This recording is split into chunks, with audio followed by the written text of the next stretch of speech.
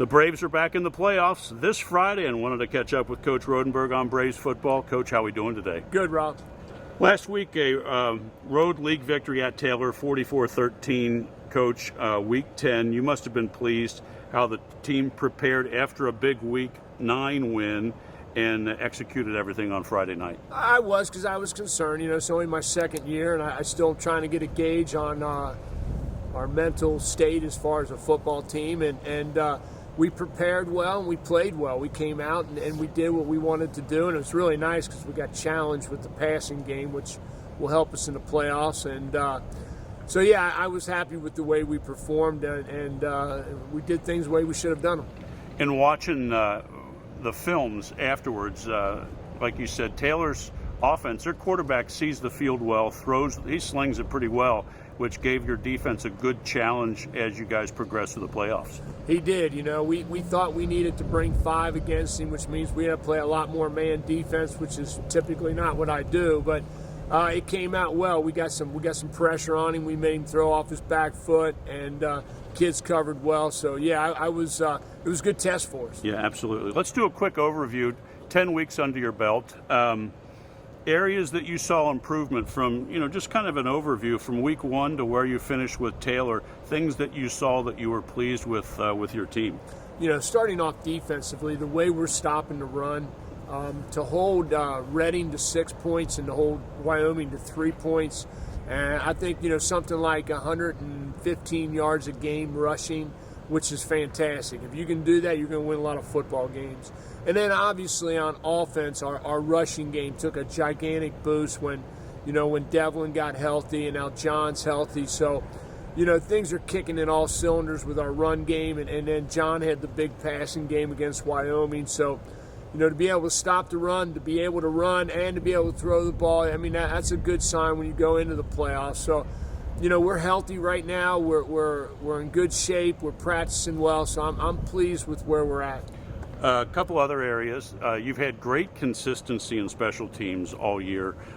It really helps to have a elite college level kicker to be able to dictate that. And then I know a couple weeks ago you mentioned your O-line.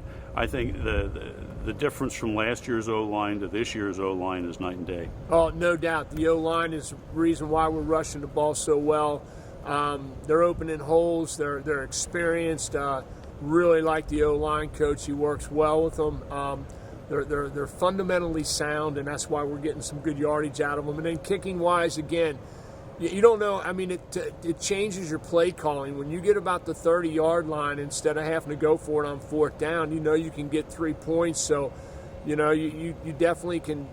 You don't have to take as many chances, and that can get you in trouble sometimes. Coach, you've been several places as head coach. You're wrapping up. You just wrapped up your second full season. When did you see this year that things started clicking for you with the staff, with the players, that you're like, these guys are getting it now? When did it when about during the regular season did it feel like, I think these guys are getting it? Well, obviously we were 1-2, and so the Harrison game was a really tough game, and I thought our kids could have went either direction.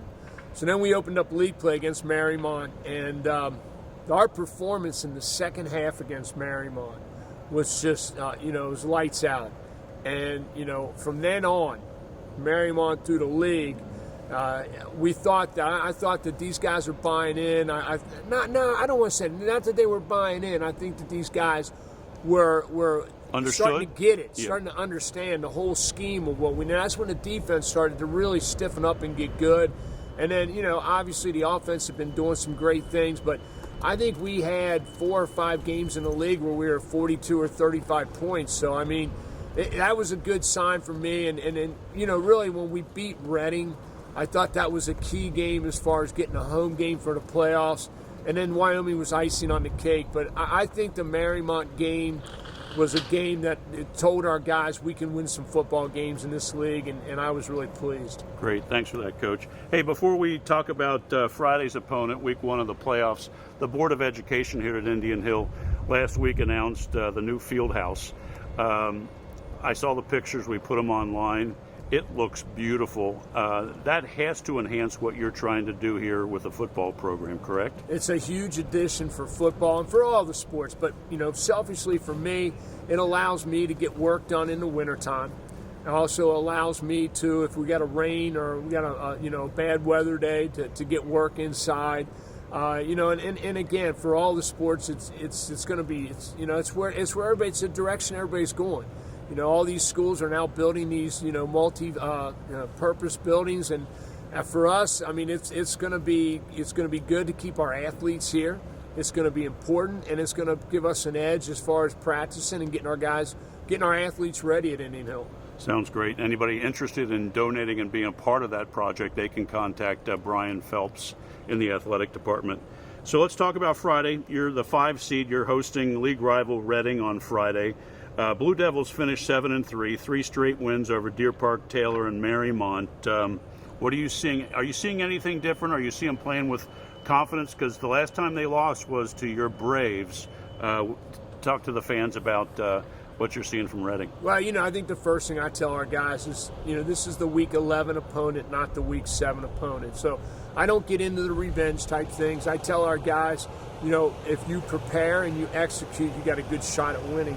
The thing I see in Reading is they're well coached, and watching their film after the games that we played them, they don't change, and good teams don't change. They just get good at what they're doing.